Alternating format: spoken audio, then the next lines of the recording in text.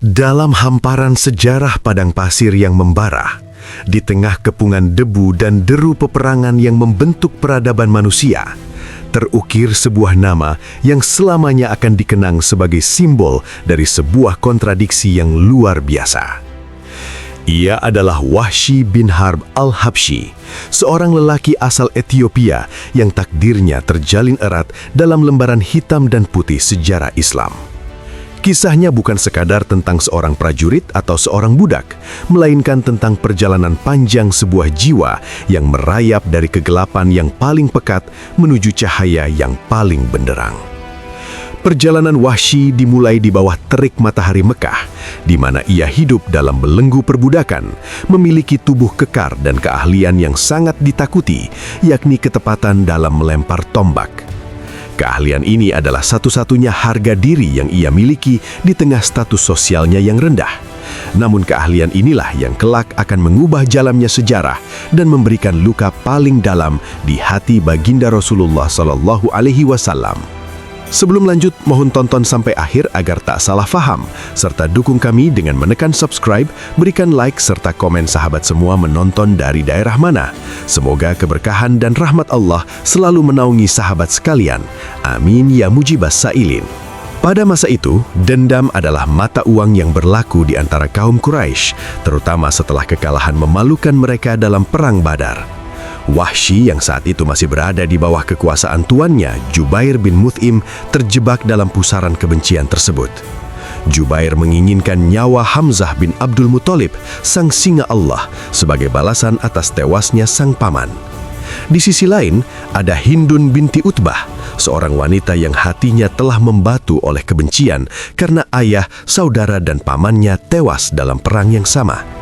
Hindun mendekati Wahsy dengan janji yang paling diinginkan oleh setiap budak di muka bumi, yaitu kemerdekaan.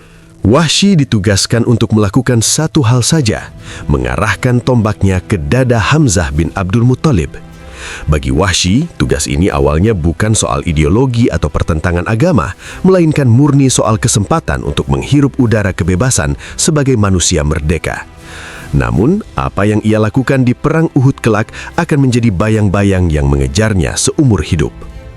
Ketika jenderang Perang Uhud bertalu, Wahsy bergerak seperti bayangan di antara kerumunan pasukan. Ia tidak mencari kemenangan bagi kaum Quraisy secara umum, matanya hanya tertuju pada satu target. Ia melihat Hamzah bin Abdul Muthalib sedang bertempur dengan gagah perkasa, menebas setiap musuh yang menghalangi jalannya dengan keberanian yang tak tertandingi. Dari kejauhan, Wahsy bersembunyi di balik batu, mengintai dengan tombak yang telah terasah tajam. Ia menunggu saat yang tepat, saat di mana sang singa Allah lengah sejenak setelah merobohkan musuh. Dengan kekuatan penuh dan ketepatan yang mengerikan, Wahsy melepaskan tombaknya. Senjata itu melesat membelah udara dan menancap tepat di tubuh bagian bawah Hamzah hingga menembus ke belakang. Hamzah sempat berusaha mengejar Wahsy, namun kekuatannya pupus dan ia pun gugur sebagai syuhada. Tidak berhenti di situ, kekejaman berlanjut ketika Hindun mendatangi jasad Hamzah, memerintahkan pembedahan dada dan dengan penuh amarah yang meluap mencoba mengunyah hati sang paman Nabi. Wahsy berdiri di sana menyaksikan segalanya, meraih kebebasannya dengan harga yang sangat mahal, yakni darah seorang pahlawan Islam paling agung. Setelah Perang Uhud usai, Rasulullah SAW menemukan jasad pamannya dalam kondisi yang sangat mengenaskan. Kesedihan beliau tak terlukiskan. Air mata menetes membasahi pipi sang kekasih Allah saat melihat raga manusia yang paling mencintainya telah diperlakukan secara tidak manusiawi. Kejadian ini meninggalkan luka traumatik yang sangat dalam. Wahsy pun kembali ke Mekah sebagai manusia merdeka, namun jiwanya justru mulai terpenjara oleh rasa gelisah yang tidak pernah ia rasakan sebelumnya. Tahun demi tahun berlalu, Islam semakin berkembang dan kekuatan dakwah Nabi Muhammad mulai mengetuk pintu-pintu hati penduduk Jazirah Arab. Saat Fathu Makkah terjadi, Wahsy merasa bumi ini menjadi sempit baginya. Ia merasa tidak ada lagi tempat untuk bersembunyi. Ia melarikan diri ke Taif, namun Islam pun sampai ke sana. ketakutan menghantui setiap langkahnya. Ia merasa sebagai musuh besar yang pasti akan dihukum mati karena kejahatannya di masa lalu. Namun, di tengah keputusasaan tersebut, terjadilah sebuah dialog antara Wahsy dan istrinya yang menunjukkan sisi kemanusiaan dan luasnya rahmat Allah. Istrinya dengan keberanian luar biasa menemui Rasulullah untuk menanyakan apakah ada pintu taubat bagi seseorang yang telah melakukan dosa sebesar gunung. Rasulullah yang diutus sebagai rahmat bagi semesta alam menegaskan bahwa Allah mengampuni semua dosa bagi mereka yang mau bertaubat dan masuk Islam. Namun ketika Wahsy mendengar hal ini, ia masih ragu. Ia merasa mustahil bahwa pembunuh paman Nabi yang sangat dicintai bisa mendapatkan ampunan. Ia merasa dirinya terlalu kotor.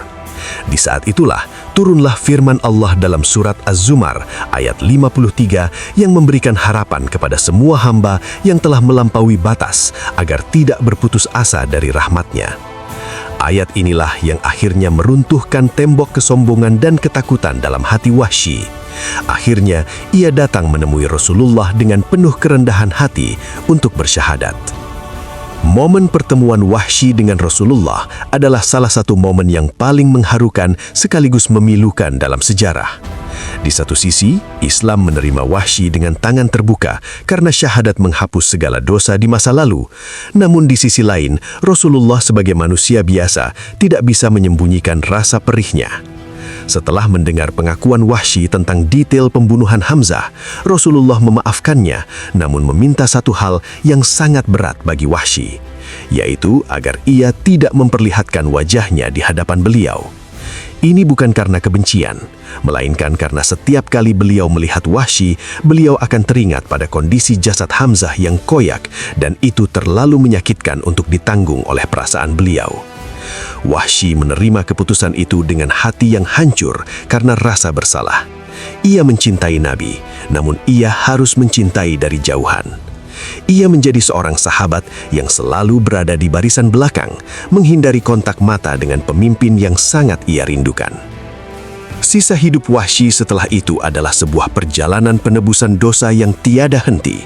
Ia tidak membiarkan dirinya tenggelam dalam kesedihan, melainkan bertekad untuk menggunakan kembali keahlian tombaknya demi membela agama yang dulu ia perangi. Kesempatan itu datang pada masa kekhalifahan Abu Bakar As-Siddiq ketika muncul fitnah Nabi palsu yang dipimpin oleh Musailamah Al-Kadzab. Dalam perang Yamamah yang sangat dahsyat, Wahsy bergabung dengan pasukan Muslim dengan satu tujuan mulia. Ia membawa tombak yang sama, tombak yang dulu pernah membunuh Hamzah, namun kali ini ia tujukan untuk membela Islam. Di tengah kekacauan perang, Wahsy berhasil membidik Musailamah. Dengan izin Allah, tombaknya menembus tubuh sang nabi palsu, mengakhiri fitnah besar yang mengancam persatuan umat. Dengan bangga namun penuh haru, Wahsy berkata, jika dulu dengan tombak itu ia membunuh sebaik-baik manusia, kali ini ia telah menggunakannya untuk membunuh seburuk-buruk manusia. Kisah penebusan Wahsy bin Harb berlanjut dalam kesunyian yang mendalam. Sebuah periode di mana ia hidup di antara bayang-bayang para sahabat besar lainnya. Meskipun ia telah memberikan kontribusi besar dalam perang Yamamah dengan menumbangkan Musailamah Al-Kadzab, Wahsy tidak pernah merasa bahwa utangnya kepada sejarah telah lunas. Baginya, nyawa seorang Hamzah bin Abdul Muthalib tidak akan pernah bisa tergantikan, bahkan oleh 1000 nyawa nabi palsu sekalipun. Perasaan ini membawanya pada sebuah gaya hidup yang penuh dengan perenungan dan kerja keras untuk agama. Ia menyadari bahwa Islam bukan hanya soal memenangkan pertempuran di medan laga, melainkan juga memenangkan pertempuran melawan ego dan rasa malu yang menghimpit dada. Wahsy menghabiskan hari-harinya dengan penuh ketundukan. Seringkali ia terlihat menyendiri, memandangi ujung tombaknya yang kini telah menjadi saksi 2 peristiwa besar yang bertolak belakang dalam hidupnya. Setiap kali ia mendengar nama Hamzah disebut dalam majelis-majelis ilmu, air matanya akan menetes tanpa bisa dibendung. Ia teringat bagaimana singa Allah itu gugur. Ia teringat bagaimana Rasulullah memalingkan wajah darinya bukan karena benci, melainkan karena cinta yang terlalu besar kepada pamannya. Hal inilah yang membuat Wahsy menjadi sosok yang sangat rendah hati. Ia tidak pernah menonjolkan diri atau meminta keistimewaan sebagai sosok yang telah membunuh musuh besar umat Islam. Sebaliknya, ia memilih untuk berkelana, menjauh dari pusat kekuasaan di Madinah, membawa misi dakwah ke tempat-tempat yang jauh. Ia ingin agar setiap jengkal tanah yang ia pijak menjadi saksi bahwa seorang mantan pendosa besar telah kembali ke jalan yang lurus. Ia berjalan menyusuri wilayah Syam hingga akhirnya menetap di Homs, sebuah kota di Suriah, di mana ia menghabiskan sisa umurnya dalam ketaatan yang sangat disiplin. Di masa tuanya, Wahsy sering dikunjungi oleh para tabi'in dan pemuda yang ingin mendengar langsung kisah hidupnya. Ia menceritakan setiap detail kejadian di Perang Uhud dengan suara yang bergetar, tidak untuk membanggakan keahliannya, melainkan untuk memberikan peringatan betapa bahayanya dendam dan betapa luasnya ampunan Tuhan. Ia ingin dunia tahu bahwa Islam adalah rumah bagi siapa saja yang ingin pulang, tak peduli seberapa jauh mereka telah tersesat. Wahsy menjadi bukti hidup dari konsep tabula rasa dalam Islam, di mana syahadat benar-benar menyucikan seseorang seperti bayi yang baru lahir. Namun, konsekuensi sosial dan sisa-sisa rasa manusiawi tetaplah ada sebagai bagian dari ujian iman. Ia mengajarkan bahwa bertobat tidak berarti melupakan masa lalu, tetapi menjadikannya pijakan untuk melompat lebih tinggi menuju ridho Allah. Kisah Wahsy bin Harb juga mencerminkan bagaimana Islam mereformasi struktur sosial masyarakat Arab pada masa itu. Sebagai seorang lelaki asal Habasyah atau Ethiopia, ia mewakili kaum marginal yang selama berabad-abad hanya dianggap sebagai komoditas perdagangan. Namun di bawah naungan Islam, statusnya berubah dari seorang budak yang hanya diperintah untuk membunuh menjadi seorang pejuang yang memiliki kehendak bebas untuk membela kebenaran. Islam memberinya martabat yang tidak pernah diberikan oleh masyarakat Quraisy. Meskipun ia memikul beban sejarah yang berat, komunitas Muslim secara perlahan mulai melihatnya bukan sebagai pembunuh Hamzah, melainkan sebagai saudara seiman yang telah bertaubat. Transformasi ini sangat penting dalam analisis sejarah, karena menunjukkan bahwa kekuatan pengampunan dalam Islam mampu merobohkan sekat-sekat dendam kesukuan yang sangat kental di tanah Arab. Namun sisi paling emosional dari narasi ini tetaplah hubungan antara Wahsy dan Rasulullah. Kita bisa membayangkan betapa beratnya bagi Wahsy untuk berada di satu kota yang sama dengan Nabi, namun tidak boleh menatap wajah beliau. Bayangkan kerinduan yang memuncah setiap kali ia mendengar suara azan Bilal bin Robah yang juga berasal dari tanah yang sama dengannya, Ethiopia, memanggil orang-orang untuk sholat. Bilal berdiri di samping Nabi, sementara Wahsy harus bersembunyi di balik tiang masjid atau di barisan paling belakang agar tidak terlihat oleh sang kekasih Allah. Ini adalah bentuk hukuman batin sekaligus latihan kesabaran yang luar biasa. Wahsy menerima ini dengan penuh kerelaan sebagai bentuk kompensasi atas rasa sakit yang ia timbulkan pada hati Nabi. Ia memahami bahwa cinta tidak selalu harus memiliki kedekatan fisik. Mencintai Nabi dari balik tabir adalah cara Wahsy menjaga perasaan orang yang paling ia muliakan. Kematian Rasulullah membawa kesedihan baru bagi Wahsy. Ia kehilangan kesempatan untuk suatu saat nanti mungkin bisa duduk di hadapan Nabi dan mendengar beliau berkata, "Sekarang aku bisa melihat wajahmu." Kesempatan itu hilang selamanya di dunia ini. Ini memicu semangatnya dalam perang Yamamah yang telah kita bahas sebelumnya. Setelah kesuksesan di Yamamah, Wahsy terus mengabdikan hidup di militer dan dakwah.